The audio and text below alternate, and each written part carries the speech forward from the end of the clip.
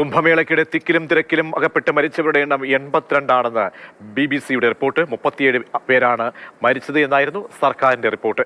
കണക്കിൽപ്പെടാത്ത കുടുംബങ്ങൾക്ക് സർക്കാർ 5 ലക്ഷം രൂപ വീതം നൽകിയതായും റിപ്പോർട്ടിൽ പറയുന്നുണ്ട്. ജനുവരി 29 പുലർച്ചെയാണ് കുംഭമേളയിൽ അപകടമുണ്ടായത്.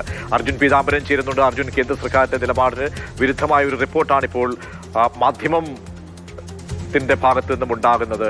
എന്തൊക്കെ കണക്കുകളാണ് ഇപ്പോൾ പുറത്തേക്ക് വരുന്നത്? അങ്ങനെയെങ്കിൽ പ്രതീക്ഷ, ഈ BBC-യുടെ ലേഖകർ ഏകദേശം 11 സംസ്ഥാനങ്ങളും അതിൽ തന്നെ 80-ലധികം ജില്ലകളും സന്ദർശിച്ച് തയ്യാറാക്കിയ ഒരു റിപ്പോർട്ടാണ്. ഈ റിപ്പോർട്ടിൽ പല കുടുംബങ്ങളെയും പല ആളുകളെയും കണ്ട് നേരിട്ട് വിവരങ്ങൾ അവർ മനസ്സിലാക്കി അതിന്റെ അടിസ്ഥാനത്തിൽ തയ്യാറാക്കിയതാണ്. 82 പേർ ജനുവരി 29 കുംഭമേളയിൽ വെച്ച് നടന്ന ദുരന്തത്തിൽ മരിച്ചു എന്നുള്ള കാര്യമാണ് ഈ റിപ്പോർട്ടിലൂടെ അവർ വ്യക്തമാക്കിയിരിക്കുന്ന കാര്യം.